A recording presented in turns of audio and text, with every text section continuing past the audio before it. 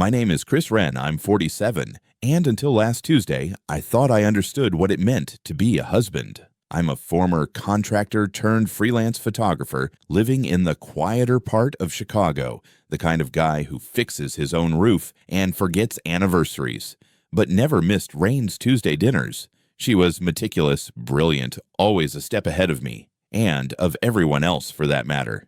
In every room, she was the sharpest blade. I was the steady one, the quiet half.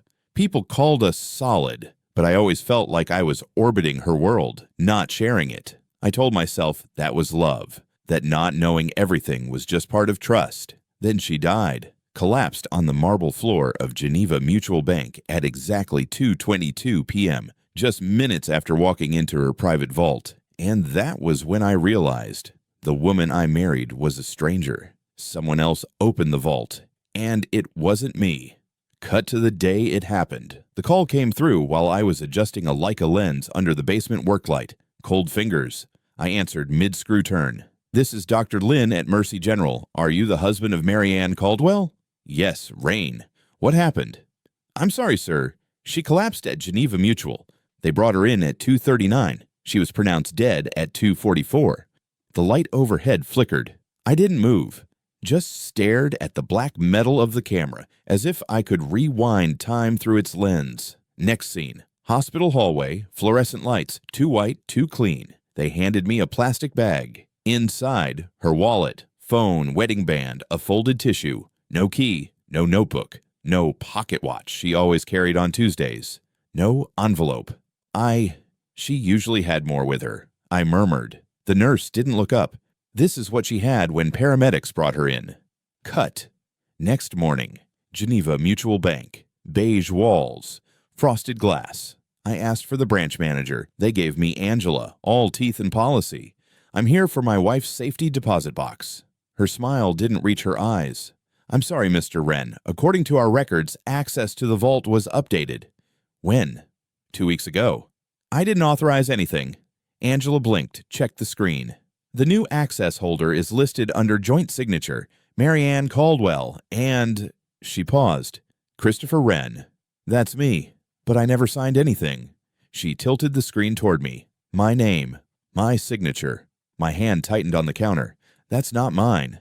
"I'm afraid we can't open the vault for you, sir. Not unless the primary holder—" "She's dead." Silence. She adjusted her blazer. "In that case, I'll need you to file a court-ordered claim. It's procedure." I leaned in, voice lower. "Who accessed the vault last?" Angela hesitated. "There's a confidentiality policy." "Someone accessed it after she collapsed. I need that. Log." She stood. "I'll have to ask you to leave now." Cut. Outside the bank. Cold. Wind whipping up State Street like it was chasing someone. I stared at the revolving door. My reflection glitched across the glass. I called her phone. Disconnected. I called our lawyer. The voice on the other end was bored. "Your wife updated the estate 2 weeks ago, removed your name from the joint property list. That included the loft, car lease, retirement accounts, and the secondary banking rights." "What?" "She signed it in person, notarized." My lungs locked. 2 weeks ago, we were watching The French Connection on the couch. She made popcorn. "There must be a mistake. I have the digital signature if you want to review it." "No, I want the video, from the notary." Cut. Later that night, I opened her drawer, neatly organized, labeled, twos, bank, a file folder, empty, receipts from Geneva spanning back 25 years, weekly entries always at 2:22 p.m., one receipt 2 weeks ago, handwritten, transfer complete, vault reassigned, M underneath it, a post-it note stuck to the inside flap. We all hide something. Some hide to protect, others to deceive. She signed it with her usual flourish. R. My heart dropped. Back in the kitchen, I scrolled her email. Nothing unusual. Then I opened her drafts. A message, unsent, addressed to me. Subject line, "If anything happens." The body was blank, but attached was a single image. It was grainy. A still from security footage. A man, blurred, standing just outside Geneva's vault room. Timestamp, 2:27 p.m., 5 minutes after Rain entered. I zoomed. The man wore a suit, gloves, and he was holding her key. That wasn't a heart attack. Someone wanted her dead, and whatever was in that vault gone. I parked across the street from Geneva Mutual. Rain hit the windshield in nervous little taps. Gray Chicago afternoon. Too still. The building looked the same. Unmoved. Like nothing happened on those polished floors. Inside, they already forgot her. Inside, someone's lying. I crossed the street fast. My pulse synced with the walk sign. Inhale. Push. Through the revolving glass. The security guard gave me a second glance. He remembered me from yesterday. Good. I didn't come for the front desk this time. I went straight to the back, toward the vault wing. A voice stopped me. "Sir, you can't be back here." Female. Tight tone. I turned. A woman in her 20s stepped from behind a pillar, brown hair in a tight bun, nervous fingers on a clipboard. Her badge read, L. Ashcroft, Vault Division. "You're Mr. Wren, right?" she added quieter. "Mary Ann's husband." "Yes." She glanced over her shoulder, then stepped closer. "She came here every Tuesday for 25 years. Never said much. Always alone." A beat. Except 2 weeks ago. I stopped breathing. "She came with someone." She hesitated. "No." But she left crying, shaking. "We don't have cameras inside the vault room, but—" Something happened. I leaned in. "Do you know who was with her?" She dropped her voice. "Not for sure, but one of the maintenance techs said he saw her leave through the executive exit, the one no one uses. A man in a dark coat was ahead of her. She was clutching something like she didn't want him to take it." Cut. Elevator. Underground parking. I followed her. We stopped next to the security server room. "I can't give you vault footage," she said, "but I can show you the access log. The official one." She tapped keys. Her hands shook a little. Screen blinked. Vault 73A owner, Mary Ann Caldwell, primary access. Tues 2:22 p.m. secondary access. Tues 3:06 p.m. ID. Caldwell, M. I stared. She died at 2:44. Someone used her name after she collapsed. I backed away. "Is there an audit trail? A time-stamp match?" She nodded, typing faster. That second access was logged 19 minutes after she went in. She pulled up the log. Biometric mismatch override. Manual key entry. They bypassed her biometric lock. A vault that requires retinal and fingerprint scan. And someone overrode both. I stepped away from the screen. "Can I see footage from the east hallway right before 3 p.m.? She hesitated again. "Only 30 seconds, I pushed. "That's all I need." She clicked. The footage played. A grainy corridor. The vault door in view. A figure stepped out. Black overcoat, gloved, hat pulled low. They paused, looked both ways, then walked off. "Freeze it." She did. I leaned close. There, just visible under the coat hem. The edge of Rain's wedding band. He had it. My stomach twisted. They took everything. Cut. Back at the apartment. I dumped her old coats onto the floor. I ripped through pockets. Found nothing. Then I opened the lining of her wool Tuesday coat. Something clicked. Inside the seam, hidden beneath fabric, I found a thin plastic card. Not a debit card. Not ID. A Geneva Mutual override key card. Black. No label. And a name engraved at the bottom. Elaine Carter. I stared at it. Who the hell was Elaine Carter? I ran to my laptop. Opened her emails. Nothing under Elaine.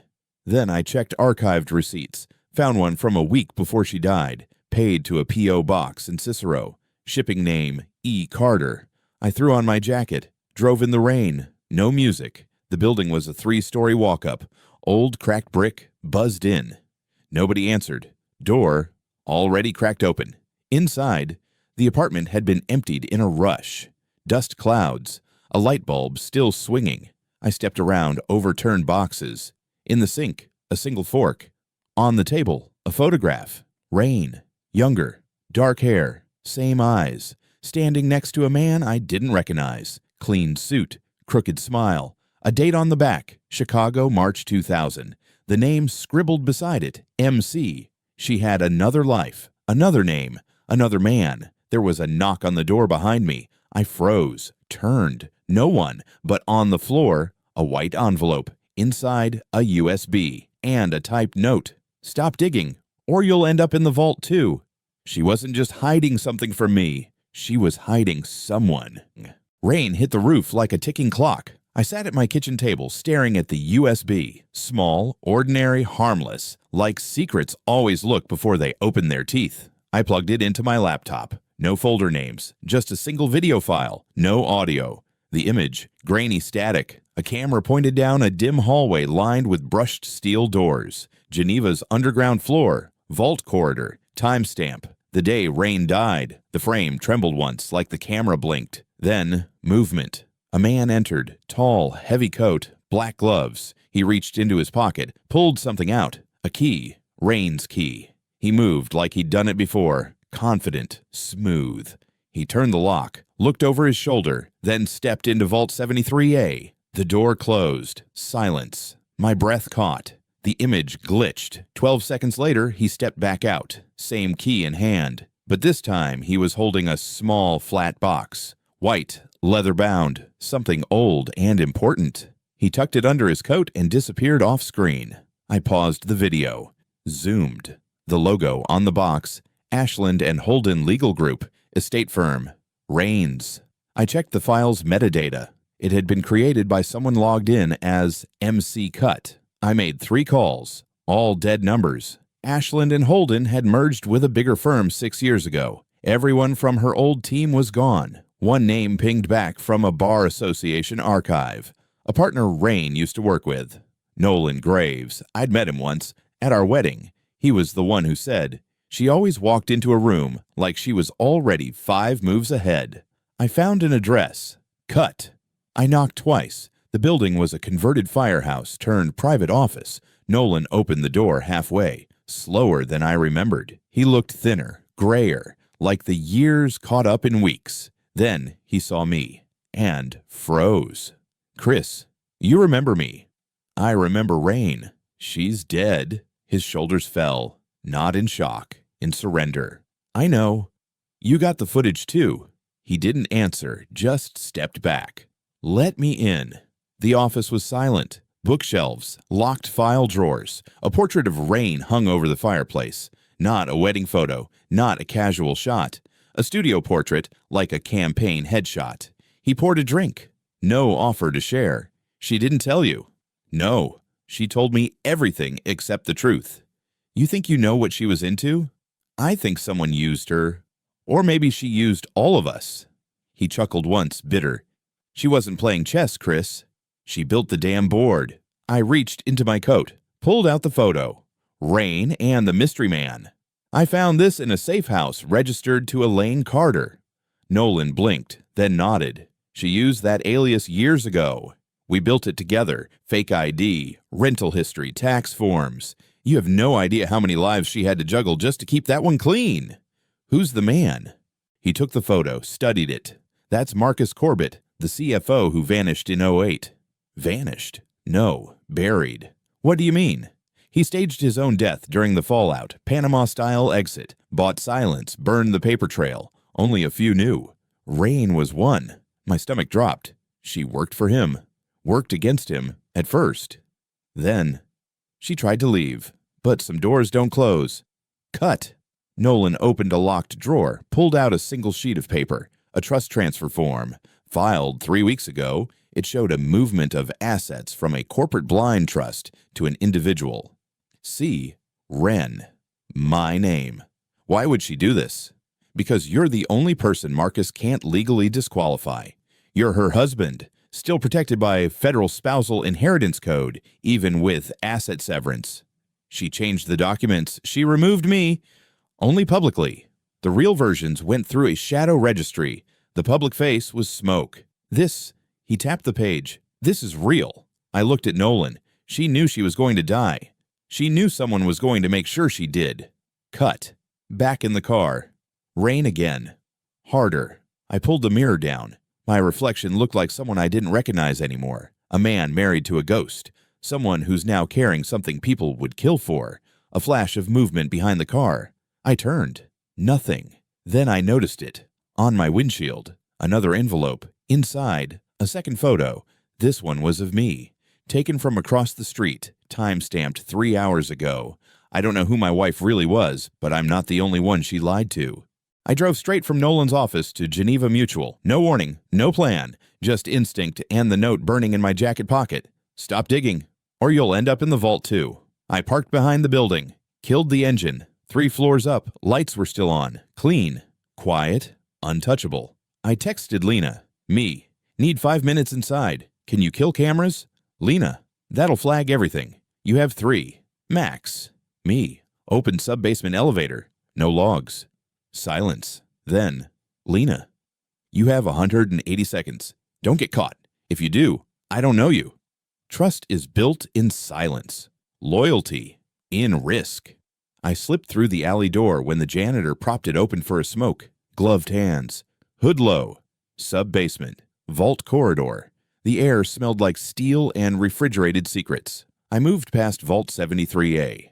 Her vault. Didn't stop. Didn't look. Instead, I scanned the wall for a second panel, the hidden kind Nolan once mentioned. A maintenance key slot. There it was. Behind the fire panel, dusty, scratched. I swiped the black override card marked Elaine Carter. Green light. Panel slid open. Inside, a second vault, smaller, newer. U022MC. My breath caught. I inserted the key. The door clicked. Inside, a metal box, locked to the shelf.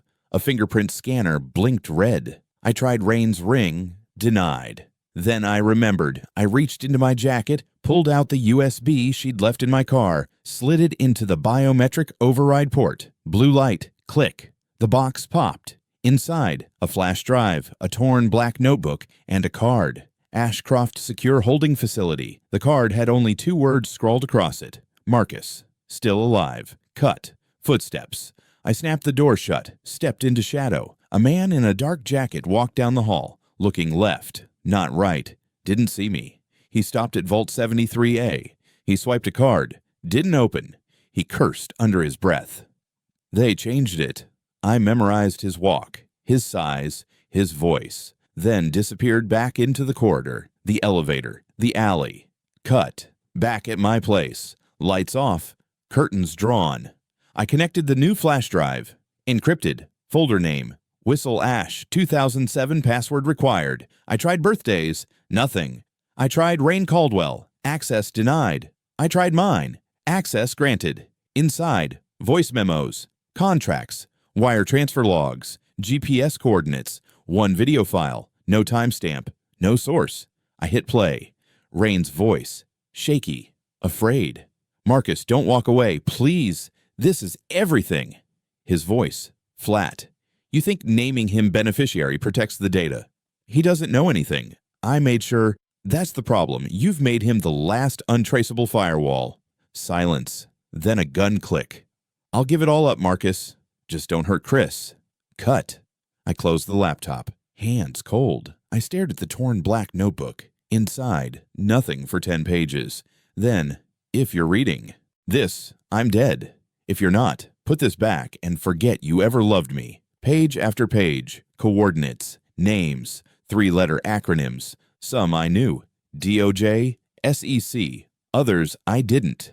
Last page. Black card opens Ashcroft Vault. Evidence buried in Marcus's shadow registry. Public if I die. Encrypted to your DNA. She encoded the entire file structure to my biometric profile. Even in death, she'd used me. Or maybe protected me. Love is a weapon when it outlasts the body. My phone buzzed. Blocked number. I let it ring. Then voicemail. No voice. Just a whisper. Leave it alone, Chris. We're closer than you think. I stood slowly, looked out the window. There, across the street, half hidden behind a black SUV, someone stood watching, not moving, just waiting. Someone else was inside that vault when Rain died, and they were using her name. I left the lights off when I packed. 1 bag, the notebook, the flash drive, the black override card, a photo of Rain, the one where she looked at me like she was about to confess something and never did. There are things you can live without. Truth isn't one of them. Coordinates in her notebook led to the edge of the Calumet River, abandoned buildings, rusting structures too stubborn to collapse, a dead part of the city people don't talk about. Ashcroft Secure Holding Facility used to be a storage company for sensitive assets, the kind that don't fit in bank vaults. I parked near a chain-link fence, signs long peeled, cameras dead or pretending to be. As I crossed the yard, my hand stayed on the inside of my jacket, not for warmth, for the grip taped under the lining. I never owned a gun, until Rain died. The main structure loomed like a prison. I scanned the card Rain left me. The red door clicked open. Inside, darkness. A humming sound behind the walls. Server racks, air filtration. I followed the hall toward a flickering light. Footsteps soft on concrete. The building smelled like dust and frozen metal. Then a voice came through a speaker. I wondered how long it would take you. I stopped. Male, controlled, slight rasp. Calm like someone who never raises his voice, because he never has to. "You're Marcus," I said. I was. The light turned green above a locked metal door. I opened it. Room full of heat. Humming louder. Server arrays glowed dim blue. On the far wall, a screen. Live video. Me from behind. My back turned. Cameras were everywhere. "I assume you've seen the files," he said. "I've seen enough." "You haven't. That's the danger." I stepped forward. "You killed her." Silence. Then, "She chose to interfere. She thought emotion would insulate her. It didn't. She died trying to protect me. She died trying to outplay me. Big difference." I looked around. What is this place? The ledger. Everything that's ever been moved, laundered, or buried by people who smile at fundraisers. This is where secrets go when no one can afford them anymore. I clenched my jaw. "She encrypted it to me. That's why you can't access it." A pause. "She still believed you were innocent," I snapped. "What do you want, Marcus?" A second door hissed open behind me. I turned. 2 men, suits, neutral faces, neutral movements. One had a syringe, the other gloves. "Information isn't destroyed," Marcus said. "It's transferred. I'm giving you the chance to do it the easy way." I reached inside my jacket, raised the gun. Hands shaking but heart steady. The man with the syringe stopped moving. "Your wife said you'd be difficult," Marcus said. "She also said you were predictable." I fired. The syringe guy went down first. The other lunged. We crashed into the metal server rack. Sparks burst. Sharp elbow hit my ribs. I pulled the trigger again. The man dropped. I turned, chest heaving. Smoke. Lights blinking red now. The voice crackled from the speaker again. Less calm. "You idiot." I aimed at the nearest server, fired twice. Sparks flew. Data died.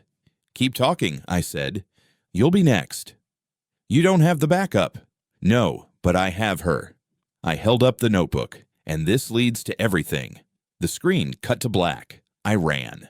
Back through the hall, boots on concrete. Exit door slammed open. Wind hit me like a brick. Sirens in the distance. I didn't stop. Cut. I ducked into the car, threw the bag in, peeled out, breathing fast. Knuckles white. Back at the apartment, I didn't turn on any lights. I sat in the kitchen, put the gun on the table, watched it like it might get up and speak. Then I pulled out the last page of her notebook. A simple sketch. 3 squares. Labeled U.S. Treasury. Vault R2 Liberty Chambers Blind Trust. ID RA73A Marcus Private Ledger. And under it, a line Rain had written in tiny block letters. "You think this is about money? It never was. If I don't use this evidence now, I won't live long enough to see who else Rain betrayed." The judge read the injunction out loud. His voice was calm, deliberate. Opposite him, the bank's lawyers squirmed. I stood still. "No further obstruction to vault access shall be permitted," he said. "Effective immediately." I walked out of the courtroom with the certified court order in my hand and 3 news vans parked outside the steps like vultures circling a leak. Let them circle. Let them record. This time, I had the key. The law. And the dead woman's voice behind every door I opened. Cut. Geneva Mutual. Mid-morning. I walked in with the U.S. Marshal, 2 armed officers, a federal auditor from Treasury, and Lena. Angela from the front desk didn't look me in the eye. "I need full access to Vault 73A in adjacent 022 MC, I said. She didn't argue. Security scanned the order, bypassed the lock. Doors unlocked like surrender. Inside the vault, it was colder than I remembered. The air felt tight. I stepped in alone. No camera, no sound. Just me and the notebook, the flash drive, and the final clue she'd left. There was a drawer in the back wall I hadn't noticed before. I opened it. Inside, a leather folio, gold trim. The first page, trust settlement. Rain's handwriting, dated the week she died. But the second page stopped me cold. If this is in your hands, Chris, it means I failed to stop him. But you didn't. There were bank codes, biometric backup paths, legal clauses buried in shell corporations. But what mattered wasn't the data. It was the video stored at the bottom of the folio.